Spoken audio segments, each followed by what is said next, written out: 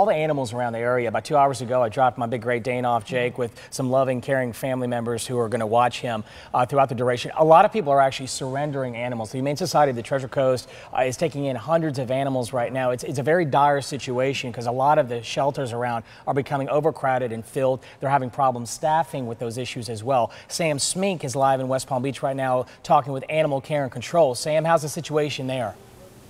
Jay, I cannot believe I'm saying this, but they're actually getting calls now of dogs being chained to trees and even cars. I'm joined by the director of the Animal Care and Control, Diane. Diane, tell us more about this.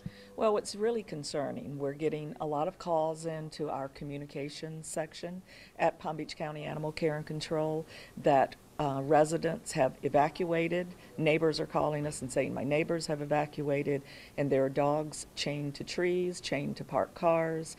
So this is just really devastating for us. We're already stretched thin, but we are sending people out, sending our officers out to try to do what we can for these dogs, and we will be removing them. It's illegal, right? It's absolutely illegal. Palm Beach County has a chaining, tethering ordinance which prohibits chaining or tethering of any dog outdoors at any time unless you're physically present with that dog.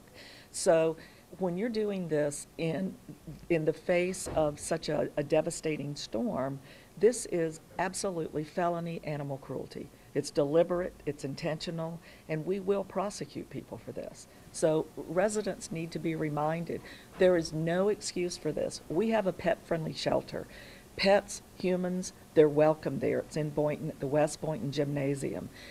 There's just absolutely no excuse to do such an atrocity as chaining a defenseless animal outside with a storm of this magnitude coming.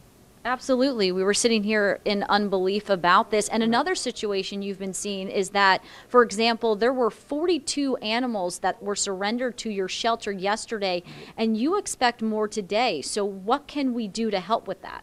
Well, we need people to understand that they really need to take their pet with them. We don't want any pets left behind during a storm, but you know, slow down and think about this a little bit, because if you are looking at your animal or your dog or your cat as something that's just replaceable, you know, we're not going to turn you away, but you certainly are going to go on a do not adopt list at all of our shelters, including private shelters, because I know that there are always extenuating circumstances, but to just say, I'm leaving, I don't want to take my pet with me, it's just an excuse that we aren't going to be very tolerant of. We're going to take that pet because we'd much rather have it at our facility than find it tied up in our parking lot after the storm has passed. But people need to slow down and think this through, and you know, and ask yourself, is this part of my family? If it's not part of your family, then maybe you shouldn't have pets. And I was at Animal Care and Control earlier today, and one of your captains was saying that during a hurricane, usually a county shelter serves as the place where if animals are displaced after the storm, you take them in, so you need to make room. Right.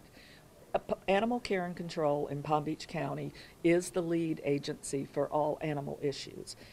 That means that our shelter must be freed up to take in all displaced animals. We don't allow agencies to come in and just start taking animals in a random fashion.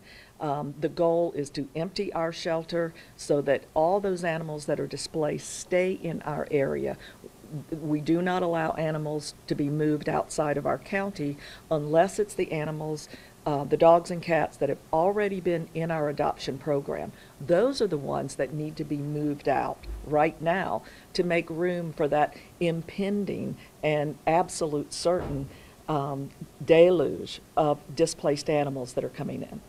So for you at home watching this, you may be wondering what you can do. They have more than 100 animals ready to be adopted or fostered. They're looking for any animal rescue groups or private shelters that can come in and get these animals out. Also, if you are in the county, you are allowed to foster. You do not have to be pre-approved. And if you want to adopt, they are waiving the adoption fee. We'll have much more of this information on our website. For now, reporting live, Sam Smink, WPTV News Channel 5. Sam, thank you very much. Heartbreaking to to think what people are doing right now. I know I spoke with officials with the Humane Society of the Treasure Coast. They're seeing such an influx, as I mentioned, of hundreds of animals. And the problem here is that they have assigned crew, assigned staff members riding out the storm with the numbers that they thought they were going to get. Exactly. Now they have all of these extra animals as well as animal care and control. And it's so hard on the staff right now. So it becomes a major problem. Then you have people who are chaining their animals up outside.